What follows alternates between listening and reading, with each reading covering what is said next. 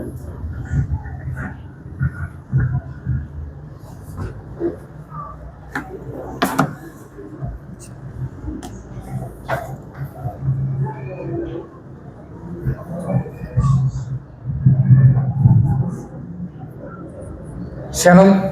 puji Tuhan ya. Saya melihat ya para pemimpin pujian luar biasa semangat, semua pemain musik ya. Sampai telinga saya mendenging ya. Tapi saya melihat memang perbedaan ya, gereja-gereja yang masih perintisan dengan gereja-gereja yang sudah besar. Ya, kita harus maklumi, nanti mungkin bisa lebih diperbaiki ya, untuk juga ya lebih Oke saudara, pagi hari ini ya, sebelum saya masuk ya, saya akan perkenalkan diri saya. Saya anak ketujuh dari 10 bersaudara, saudara ya. Jadi bisa dibayangkan, zaman dulu itu orang tua kan pendidikannya tidak tinggi. Ya kalau tidak tinggi, punya anak banyak, apa yang terjadi? Ya anaknya jalan sendiri-sendiri, saudara. Ya anaknya dari yang paling besar itu baru umur berapa sudah harus cari uang gitu ya. Ya saya bersyukur kepada Tuhan kalau Tuhan memperhatikan hidup saya, terutama pribadi diri saya. Karena ada seorang kakak saya yang mau berkorban, kemudian memberi ya bantuan untuk saya bisa lanjut kuliah. Jadi dari 10 saudara hanya satu-satunya saya yang kuliah. Ya bisa menikmati. Jadi adik-adik saya ya karena dia merasa nggak punya uang itu nggak enak, dia memilih untuk segera cari uang. Ya, saya mah, ya mereka duluan gitu ya. Saya belakangan, begitu lulus, saya masuk ke satu perusahaan, tapi perusahaannya juga kecil. Ya dengan gaji yang ya sebetulnya tidak cocok untuk seorang sarjana, apalagi ya saya bukan sombong tapi sarjana dari Parahyangan. Dulu Unpar itu ya berapa gitu ya, lebih besar lah gitu ya, dan pasarannya Jakarta. Ya, tapi memang pada kondisi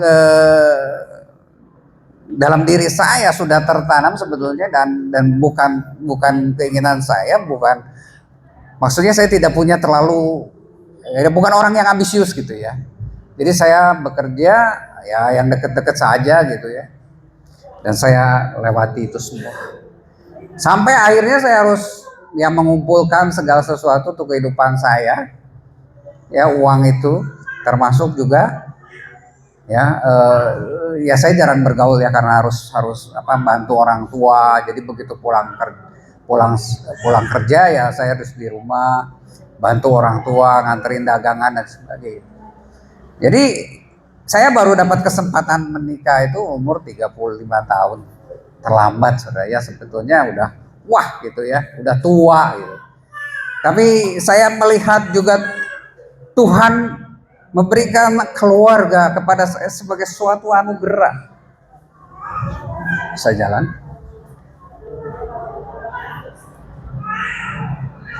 Saya jalan. Ya, ini keluarga saya. Ya, istri ya secara umum ya cantik lah ya. Nah kemudian ini anak-anak saya. Kenapa saya sebut anugerah? Sebelum saya menikah, ketika baru 33 bulan saya kenal dia, ternyata dia harus dipotong satu hidung telurnya karena ada kiste.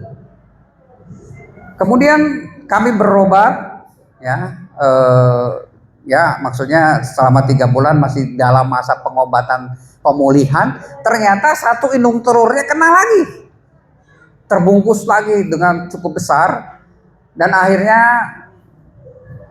istri saya ya sebenarnya saya sebagai seorang pria juga kan bingung saudara ya, ini gimana. Tapi saya juga Tuhan percayakan sebagai guru sekolah minggu, bukan senang anak ya, udah biasa dengan anak ya. Tapi melihat begitu kan istri saya nggak bisa punya anak gitu.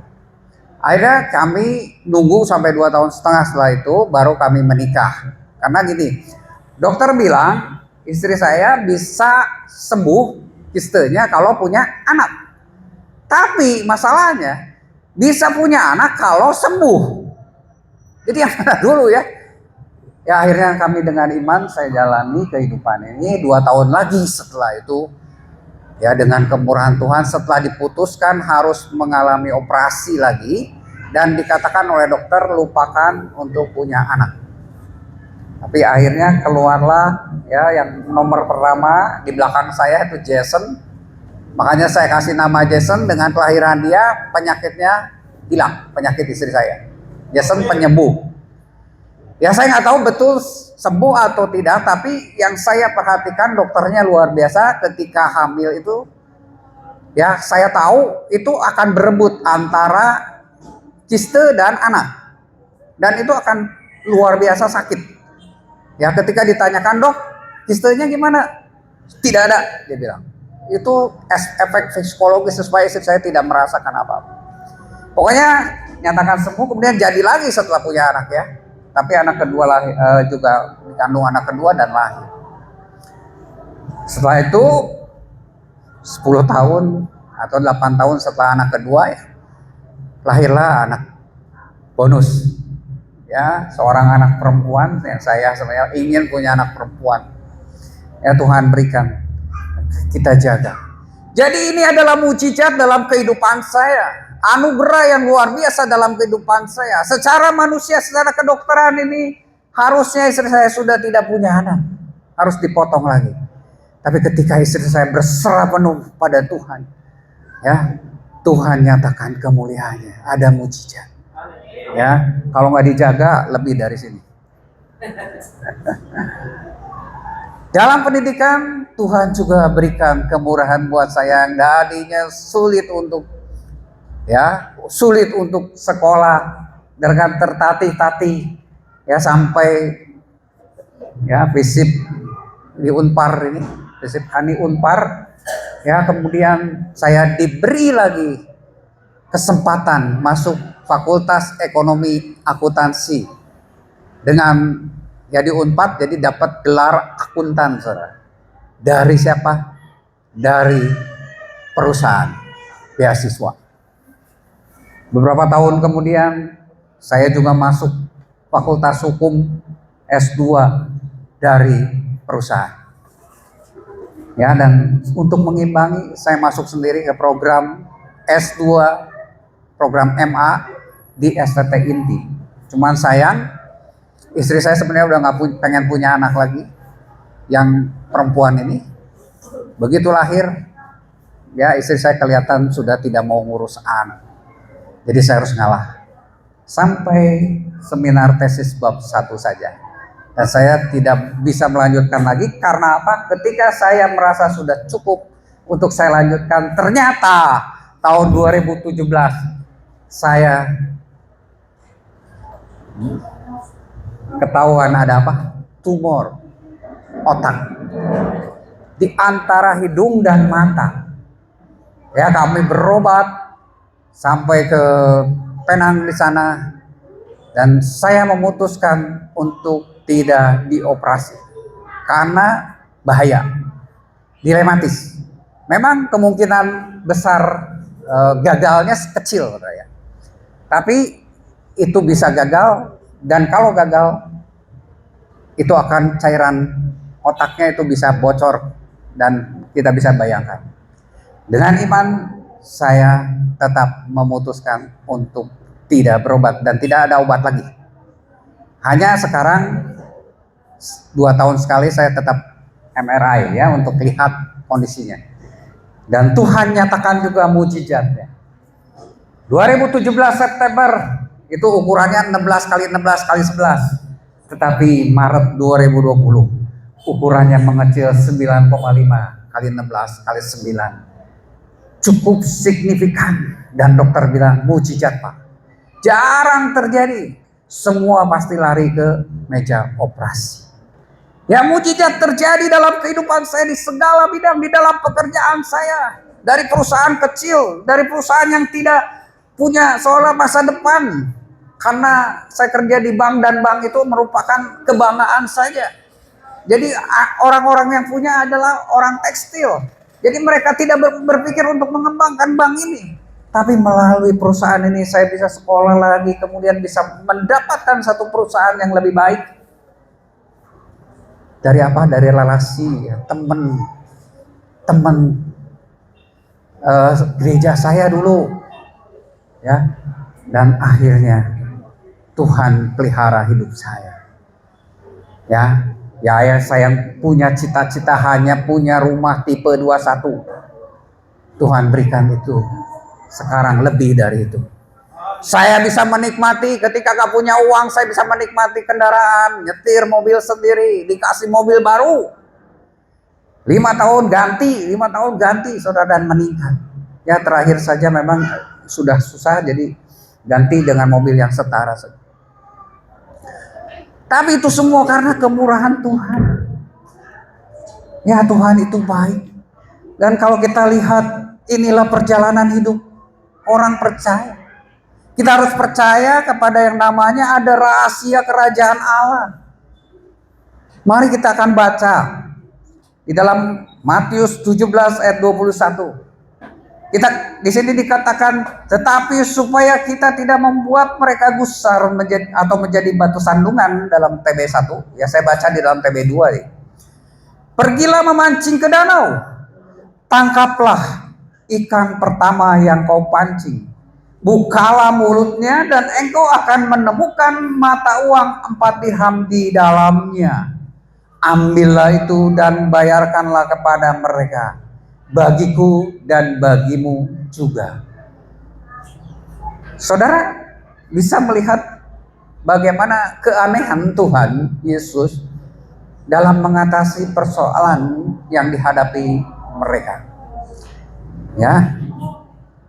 Apa persoalannya? Kita baca di dalam ayat 24. Ketika Yesus dan murid-muridnya tiba di Kapernaum, datanglah pemungut pajak bait Allah kepada Petrus dan berkata, apakah gurumu tidak membayar pajak sebesar 2 dirham itu? Jawabnya, tentu membayar. Ketika Petrus masuk rumah, Yesus mendahulunya dengan pertanyaan apa? Apakah pendapatmu, Simon? Dari siapakah raja-raja dunia ini memungut bea atau pajak? Dari rakyatnya atau dari orang asing? Jawab Petrus, dari orang asing. Maka kata Yesus kepadanya, jadi bebaslah rakyat. Ada persoalan yang dihadapi oleh Tuhan Yesus dan Simon. Sebenarnya bukan persoalan, karena sudah jelas dikatakan bahwa yang wajib bayar pajak itu siapa? Orang. Siapa Yesus? Siapa Petrus? Dia bukan orang asing. Ya, tetapi Yesus bilang di ayat 24 apa tadi? Supaya apa? Supaya tidak menjadi batu sandungan. Ya, bukan ayat 24 ya, tapi ya ayat yang ke-27. Sudah jelas hukumnya, sudah jelas aturannya. Yang punya kewajiban adalah orang asing. Tetapi Tuhan Yesus yang mempunyai atau berpegang pada prinsip kerajaan Allah. Apa itu? Yang pertama, prinsip kerajaan Allah. Anak kerajaan hidup dalam kebebasan. Ya, bebas. Tidak harus membayar pajak dan sebagainya. Ya, karena apa? Karena kita sudah dimerdekakan oleh Tuhan. Ya, Kristus sudah memerdekakan kita dan kita benar-benar bebas. Itu prinsip kerajaan. Tetapi yang kedua, inilah prinsip yang dipegang oleh Tuhan Yesus. Jangan menjadi batu sandungan. Kita bebas melakukan apapun, tapi jangan pernah menjadi batu sandungan. Dan Tuhan Yesus mengatakan, ya, bahwa lebih baik ya bayar 4 dirham untukku dan untukmu. Tuhan Yesus juga tidak egois, dia juga memikirkan Petrus. Ya, nah dikatakan oleh Paulus, namun jagalah supaya kebebasanmu ini jangan menjadi batu sandungan bagi mereka yang lemah. Jadi Paulus juga katakan memang ya tidak semua itu berguna, tidak semua membangun. Ya, walaupun segala sesuatu diperbolehkan, tapi tidak semua itu berguna. Jadi jangan meributkan masalah hal-hal yang sepele walaupun itu tuh menjadi hak kita. Itu prinsip kerajaan Allah. Nggak ada gunanya ribut, nggak ada gunanya dipeributkan itu, malah jadi batu sandungan. Ya banyak ya cerita ketika kita mungkin di jalan bayar parkir juga kadang-kadang lari, ya lihat-lihat tukang parkirnya masih ada, cari kesempatan lari gitu ya. Hal kecil, ya tapi kita mungkin kasih gitu ya, kasih ini 2.000 misalnya untuk mobil, orangnya minta 5.000, 10.000, ribut dulu, ya. Dan Tuhan bilang, atau Paulus melalui Paulus dia bilang, hendaklah tiap-tiap orang mencari keuntungan orang lain, bukan untuk keuntungan dirinya sendiri. Ya, itu yang Tuhan ajarkan. Inilah prinsip kerajaan. Yang selanjutnya Roma, ya, Paulus dalam Roma 14 ayat 13 katakan jangan kita membuat saudara kita itu jatuh atau tersandung. Ya, jelas. Jadi di sini jelas Tuhan mau supaya kita menghindari menjadi batu sandungan, tapi utamakan kesaksian. Ya jangan masalah kecil jadi ribut. Ya akhirnya sampai ributnya panjang gitu ya saudara ya. Tapi biarlah kita mengalah. Kesaksian itu lebih besar dari hak pribadi kita. Biarlah kita rela melepaskan hak demi kemuliaan nama Tuhan. Itu yang harus dipegang. Nah saudara, tadi Paulus dan Yesus mengalami masalah. Masalahnya apa? Perlu uang. Siapa yang nggak perlu uang? Siapa yang nggak perlu uang di sini? Semua perlu uang. Karena apa? Ada ungkapan? Hah? Uang adalah? Hah? Nggak, terbalik saudara ya. Segala sesuatu itu perlu uang ya, walaupun uang bukan segalanya. Saudara, saya nggak punya uang ya waktu itu, tapi saya masih bisa sekolah. Tuh, saya nggak punya mobil, dikasih perusahaan. Saya bisa menikmati mobil dari baru kok. Ya, ada kuasa menikmati yang Tuhan berikan dalam kehidupan orang-orang percaya. Itu janji Tuhan. Tapi memang persoalan uang biasanya merupakan persoalan setiap manusia. Karena kita memang tahu, kita ke dokter butuh uang. Kita makan perlu uang. Tapi saya melihat keajaiban. Saya melihat beberapa orang yang tidak, maksudnya cari uang yang boro-boro nggak kerja saudara. Tapi kok masih bisa hidup puluhan tahun. Ya, saya dengar ceritanya, dia bilang satu kali saya sempat berdoa dan ngomong ke anak saya, ini makanan kita terakhir. Tapi ternyata mereka masih bisa hidup. Asal kita tetap percaya pada Tuhan. Tuhan akan berikan ya pemeliharaan yang luar biasa. Petrus telah meninggalkan bisnisnya ya sebagai nelayan dan mengikut Yesus. Jadi dia punya ketergantungan penuh pada Yesus dan pendukung-pendukung Tuhan Yesus untuk hidup.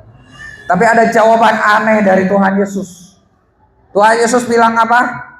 Pergi memancing. Kemudian buka mulut ikan dan ambil 4 keping dirham. Ini rahasianya. Ya, kalau kita perlu uang, kita pergi kemana Pak? Kemana? Mancing. Buka HP, pinjol, sengsara. Dan seringkali pinjaman itu hanya untuk kepentingan atau kesukaan sesaat, beli HP baru dan sebagainya. Bukan untuk keperluan. Seringkali kita tidak bisa membedakan mana keperluan, mana keinginan. Ya, Tuhan luar biasa.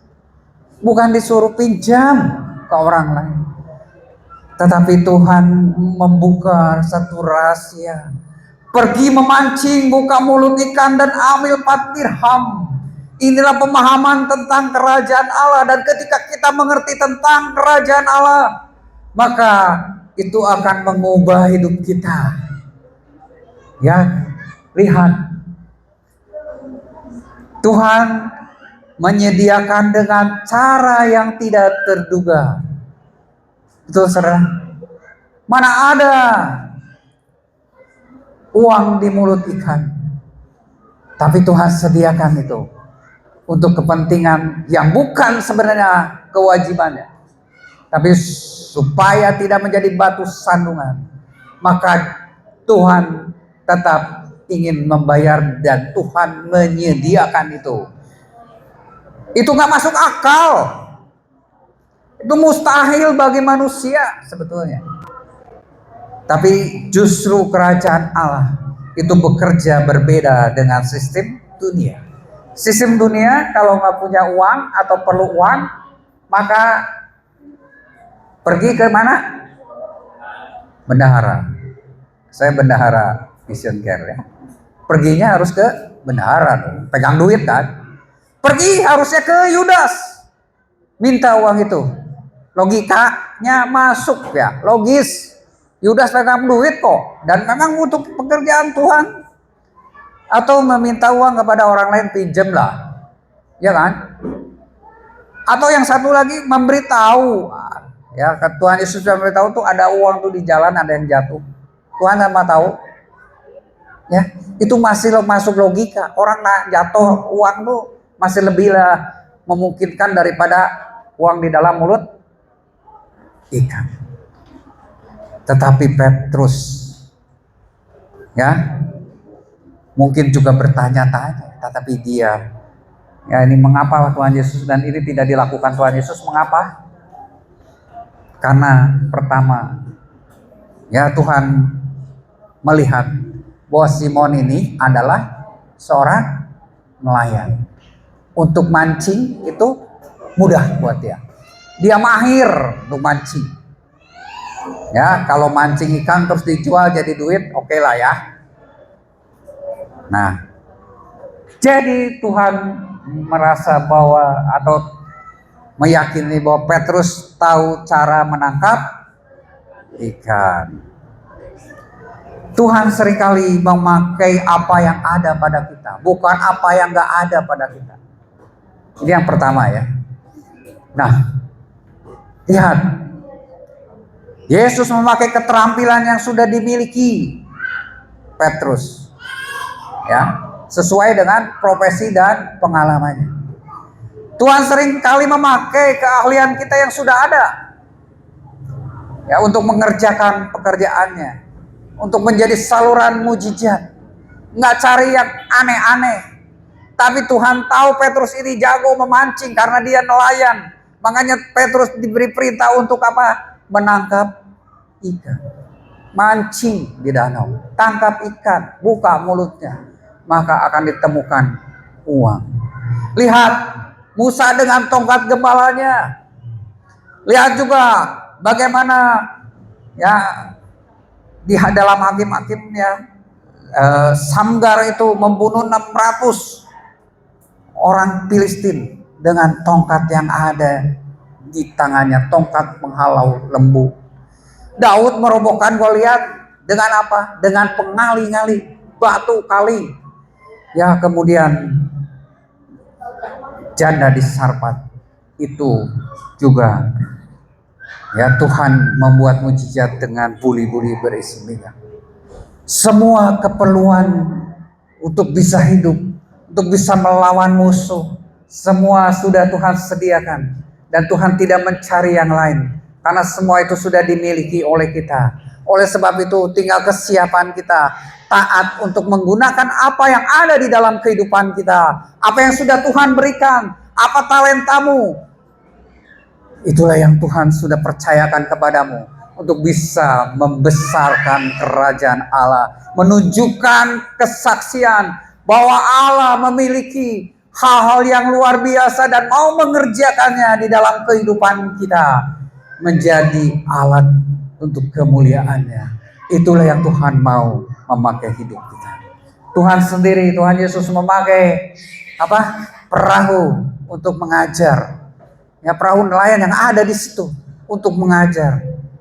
Ya, gereja membutuhkan gedung, tapi apapun ya yang Tuhan sediakan, walaupun di sini masih kontrak, nggak masalah. Ya, gereja sebetulnya bukan bicara masalah gedung. Gereja berbicara masalah relasi antara sesama orang-orang percaya, di mana kita bisa saling menguatkan satu sama lain, di mana kita bisa saling menolong satu sama lain, mendoakan satu sama lain, dan bertumbuh bersama-sama di dalam iman kita kepada Tuhan. Karena api itu harus selalu bersama-sama dengan api lainnya. Ketika hendak padam, maka api itu akan kembali berkobar ketika ada api lain yang di dekat itu. Dan Tuhan mau memberikan segala sesuatu, memakai segala sesuatu yang ada di tangan kita. Ya, Tuhan akan memakai hidup kita sesuai panggilan kita. Jangan ingin menjadi seperti orang lain. Terimalah panggilan kita. Gunakan itu untuk kemuliaan nama Tuhan. Apa yang ada pada kita akan menjadi sakti ketika kuasa Tuhan bekerja di dalamnya. Amin, saudara. Di Tuhan. Yang kedua, Yesus mengajar bahwa kebutuhan kita itu sudah disediakan Tuhan oleh panggilan kita. Petrus punya keterampilan menangkap ikan, maka dipakai keterampilannya itu oleh Tuhan untuk mencukupi kebutuhan pajak bait Allah. Artinya Tuhan sanggup mencukupi melalui jalur yang Ia tetapkan bagi kita. Jadi Tuhan sudah tetapkan segala sesuatu di dalam hidup kita untuk kita gunakan. Ketika kita taat, Tuhan akan gunakan itu. Tuhan bisa memakai ikan dalam bidang pekerjaan atau keterampilan kita sebagai saluran berkat. Ya, pemeliharaan datang melalui jalur panggilan hidup kita, saudara. Filipi 4 ayat 19 katakan, Tuhanku, Allahku akan memenuhi segala keperluanmu menurut kekayaan dan kemuliaan. Ya, Tuhan berikan segala sesuatu kepada kita untuk kemuliaan nama. Ini juga merupakan tindakan profetis. Mujizat terjadi dalam ranah pekerjaan atau bidang kehidupan kita. Ya, nggak usah pusing-pusing lagi. Apa yang Tuhan sudah siapkan pekerjaan untuk kita, lakukanlah dengan baik. Petrus memancing. Kita mungkin punya pekerjaan, punya usaha, punya hal kecil yang kita jalan. Lakukan dengan setia.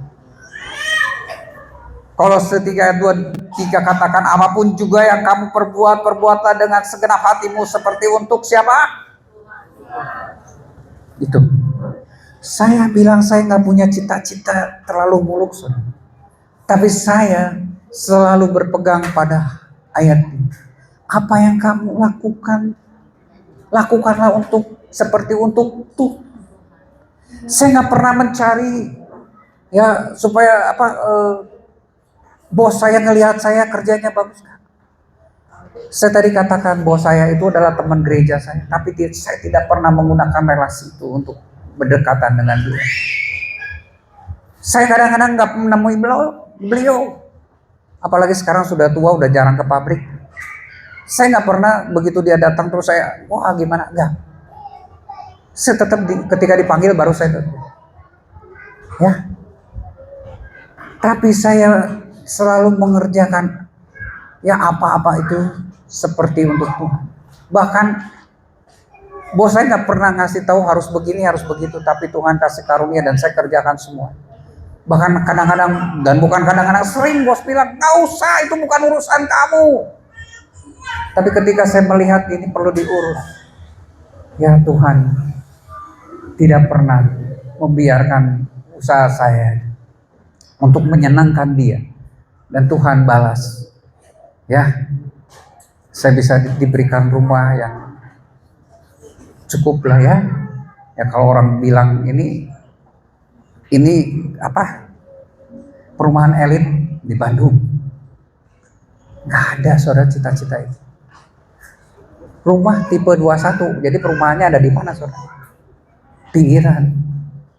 Tapi Tuhan kasih yang lebih baik. Karena ketika kita mengerjakan segala sesuatu seperti untuk Tuhan, sehingga nama Tuhan dimuliakan dengan apa yang kita lakukan, maka Tuhan balas semua itu. Tuhan berikan kecukupan, melebihi ekspektasi kita, melebihi apa yang kita pikirkan. Tuhan itu sungguh luar biasa. Ya, kerajaan Allah akan mengubah yang biasa menjadi luar biasa. Amin. Mengertilah ya.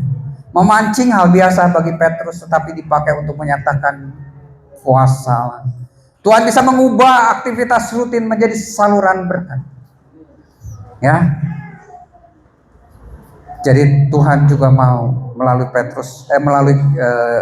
Paulus katakan di dalam Kolose, segala sesuatu yang kamu lakukan dengan perkataan atau perbuatan, lakukanlah itu di dalam nama Tuhan Yesus Kristus sambil mengucap syukur melalui Dia kepada Allah. Masalah kita sebenarnya, kita tidak pernah mengucap syukur dengan apa yang kita terima dari Tuhan.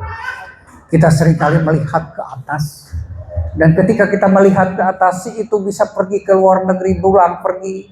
Oh, saya hidupnya masih begini-begini saja. Si itu bisa pakai mobil mewah, mobil wah yang luar biasa, keluaran terbaru. Kok saya cuman bisa motornya juga bekas. Tidak mengucap syukur.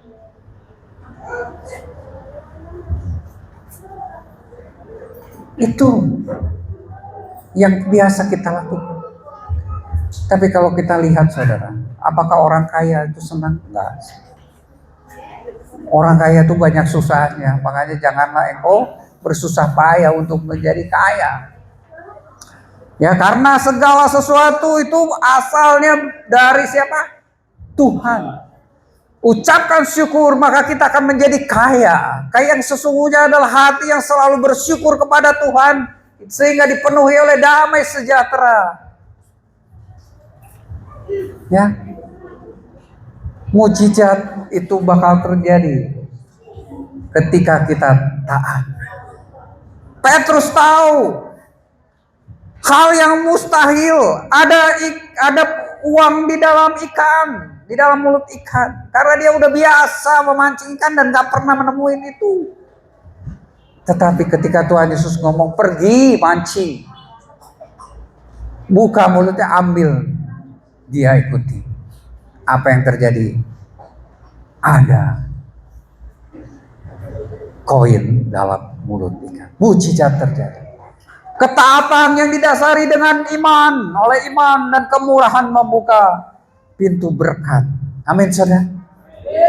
Uang tersedia bukan dari dunia, bukan dari sistem dunia, tetapi dari ketaatan kepada firman. Tuhan tahu di mana tersedia kebutuhan kita. Amin. Dia lebih tahu dari kita. Ya, mungkin kalau secara logika, saya lulusan Parahyangan, tempat saya di Jakarta, di mana uang terkumpul di situ. Ya, 80% mungkin uang terkumpul di situ. Akan dapat banyak uang. Tetapi Tuhan tidak menginginkan. Dan saya tetap bisa menikmati hidup yang ya boleh dibilang cukup. Ya mungkin ya lebih dari apa yang saya pikirkan tadi. Bukan tipe 21 lagi saudara. Yang Tuhan berikan itu sungguh luar biasa. Oleh sebab itu dengar yang harus kita lakukan. Dengar, taati arahan Tuhan dalam hidup kita. Maka persoalan kita, terutama persoalan keuangan, itu bisa teratasi.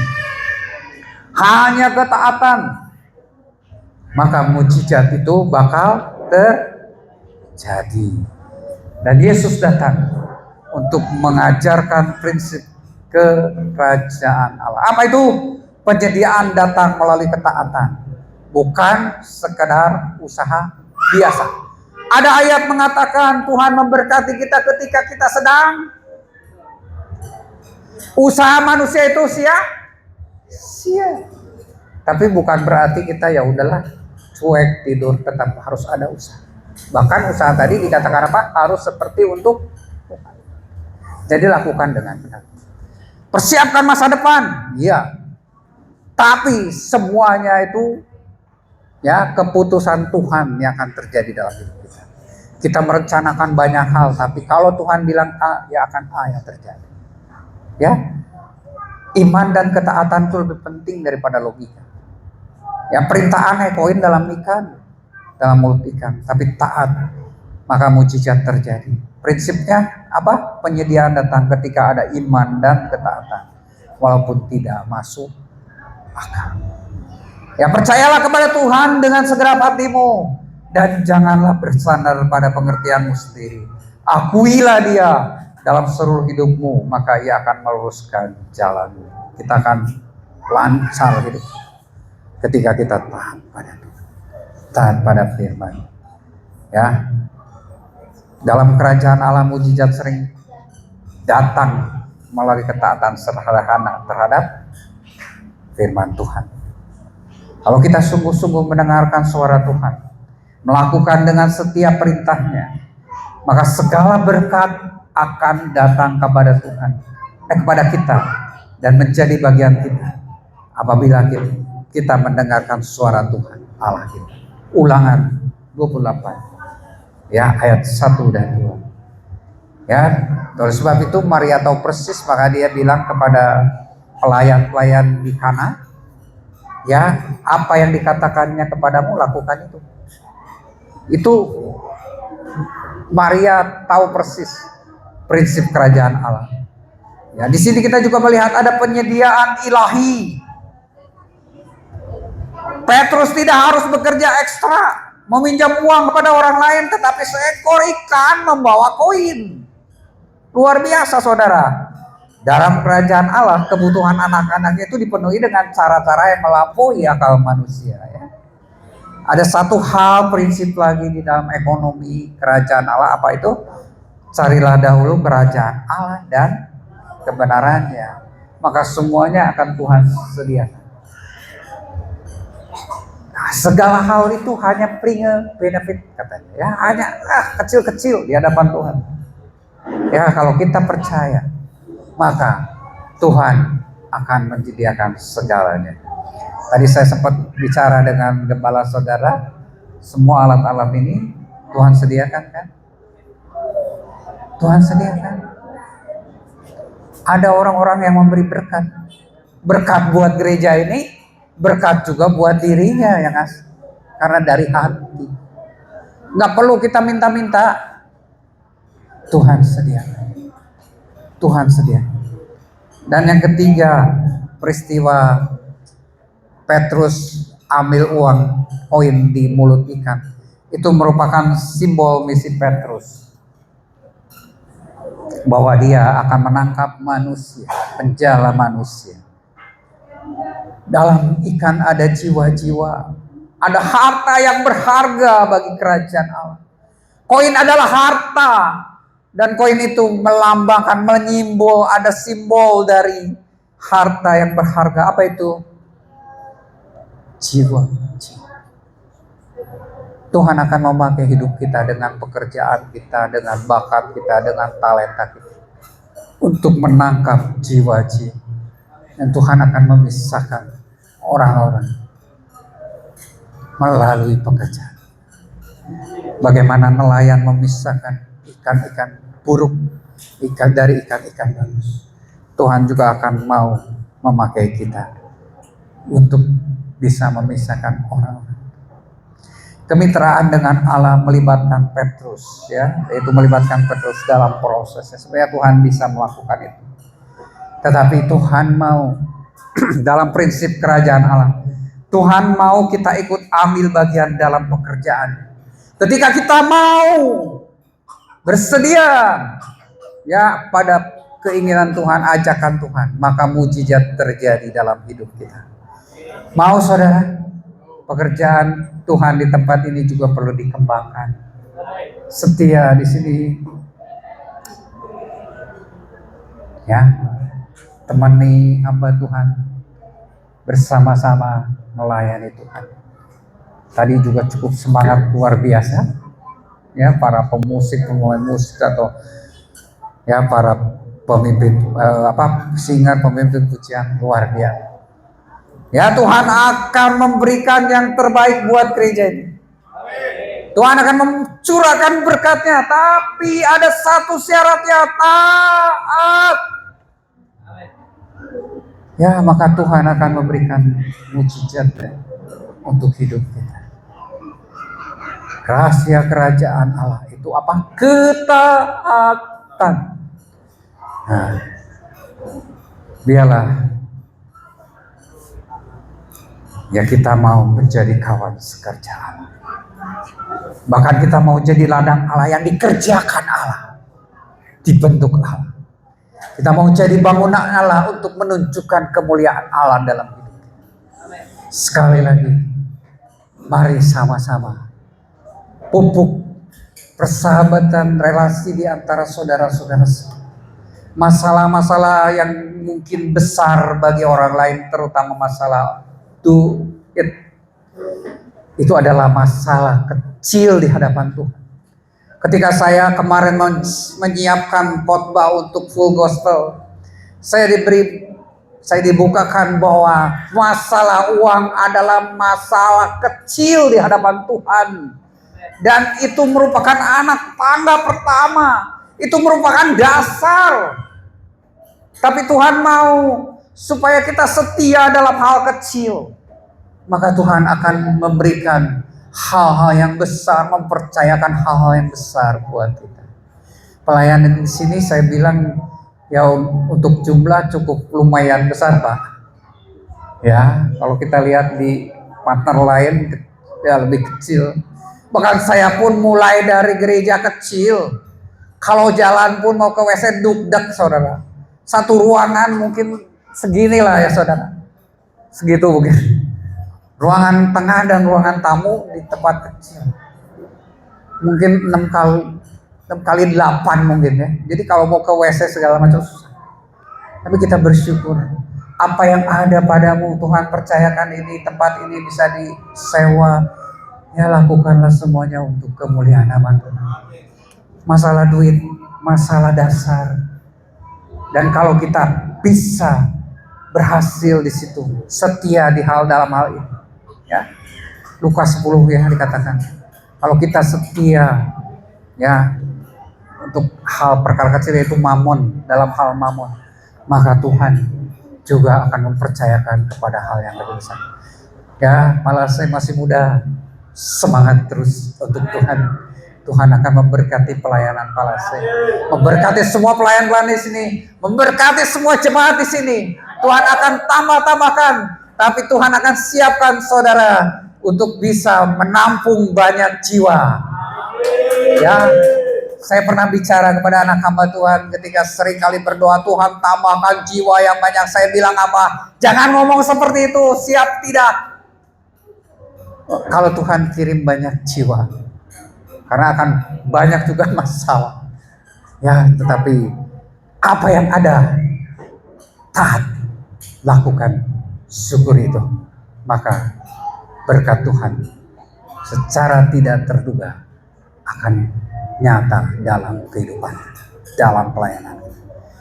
Koin dalam mulut ikan adalah sesuatu yang mustahil, adalah sesuatu yang tidak mungkin.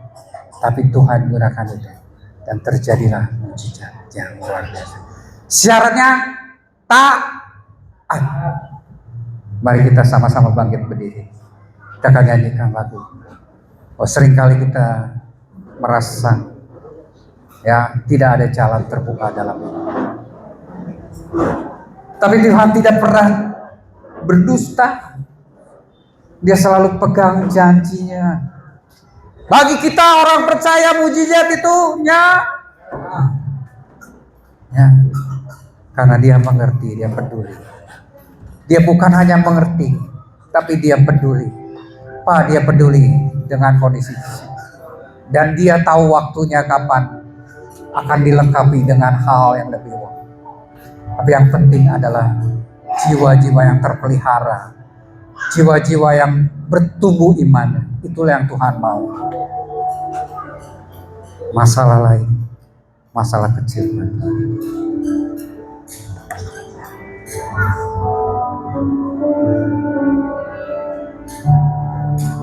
Haleluya.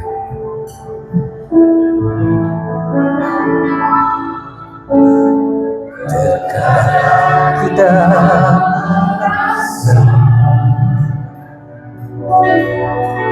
tak ada terbuka,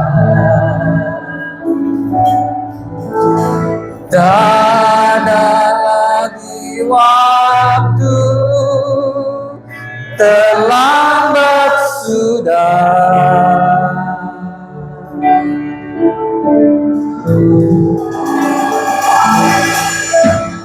Tuhan tak pernah berdusta, Dia selalu pegang janjinya. Bagi orang percaya, mujizat nyata. Sekali lagi katakan, terkadang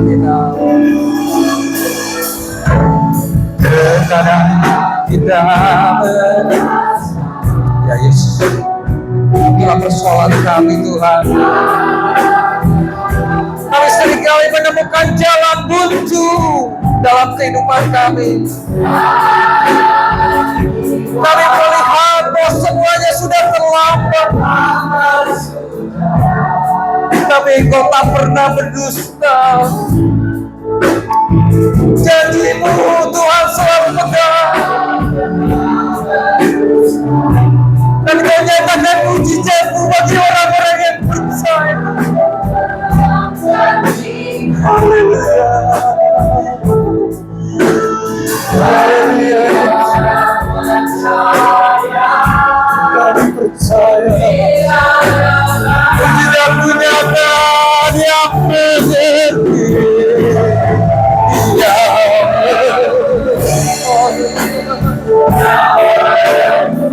Haleluya.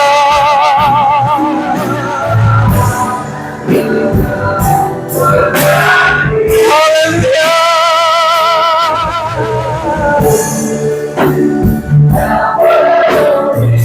Haleluya.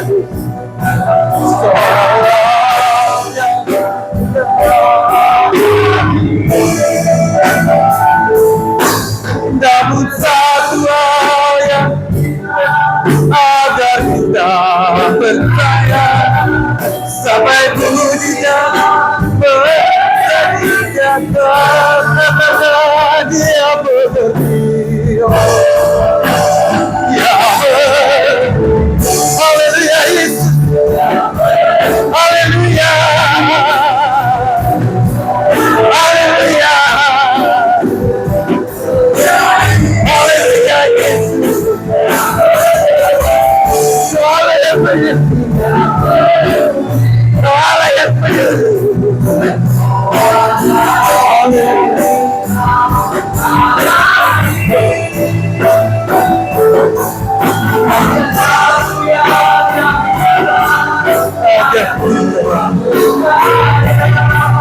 Sampai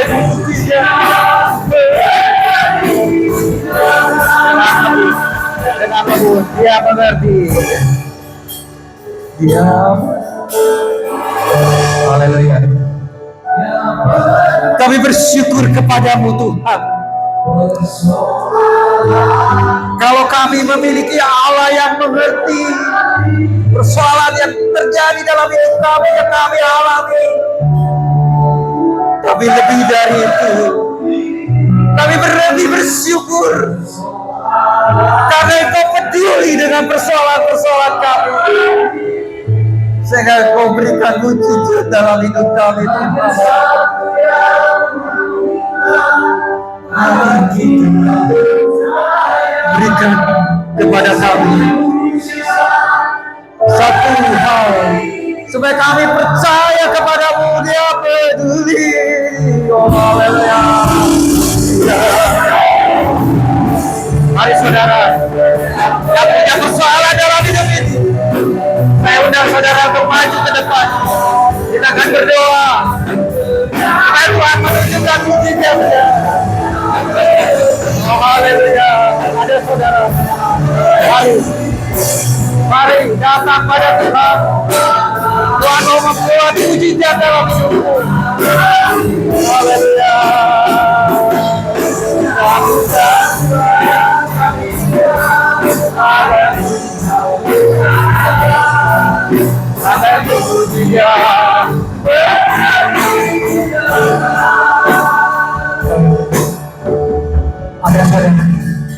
Ada yang memiliki persoalan hidup dan mau menyerahkannya pada Tuhan, bisa maju ke depan. Ada, Tuhan mau membuat mujizat dalam hidupmu. Yang Tuhan mau engkau percaya bahwa Tuhan memiliki kepedulian terhadap persoalan kita, apapun persoalannya. Inilah Tuhan yang mengerjakan, menyelesaikan persoalan itu dalam hidup. Haleluya. Haleluya. Masih ada saudara. Mari Tuhan mengundang saudara untuk menyerahkan sepenuhnya persoalan-persoalan hidup kita. Tiada yang mustahil bagi Tuhan. Tiada yang mustahil bagi orang percaya. Haleluya. Dia mengerti. Dia saya undang hambanya untuk berdoakan. Ya, Ibu Herawati membantu mendoakan. Dia berdiri, dia peduli, persoalan yang kita alami. Namun semuanya kita alami, percaya sampai mujizat musik saja. Pak Thomas juga bisa membantu. Saya akan berdoa untuk Tuhan. Tuhan, kami datang kepadamu Tuhan. Kami tahu Tuhan, Kau adalah Allah yang mengerti hidup kami, mengerti tiap persoalan yang kami hadapi. Karena kami tahu di dalam dunia ini kita tidak bisa lepas dari segala persoalan hidup kami. Tapi sebesar apapun persoalan hidup kami tahu Tuhan, Engkau peduli, Engkau mau bantu kami, Engkau mau tolong kami, Engkau akan senantiasa menyatakan mujizat-Mu dalam hidup kami. Tuhan memberkati semua orang yang datang kepadamu Tuhan. Engkau tahu persoalan mereka, kalau Engkau tolong saya, Engkau juga akan menolong mereka Tuhan. Itulah kepercayaan kami, itulah iman kami Tuhan. Nyatakan mujizat-Mu bagi anak-anak-Mu ini Tuhan. Kami bersyukur Pak. Terima kasih Tuhan. Terima kasih. Boleh kembali ke tempat masing-masing dan percaya Tuhan akan mengerjakan mujizat dalam hidup saudara-saudara. Terima kasih Tuhan, tanamkan setiap firman-Mu dalam hati anak-anak-Mu dan menjadi pegangan dalam hidup mereka. Karena dengan percaya dan berpegang teguh pada firman-Mu, melakukan firman-Mu, itu yang akan membuat kami Tuhan mendapatkan mujizat-mujizat dalam hidup kami. Terima kasih Bapa. Dalam nama Tuhan Yesus Kristus kami sudah berdoa dan mengucap syukur. Haleluya. Amin. Seserahkan kepada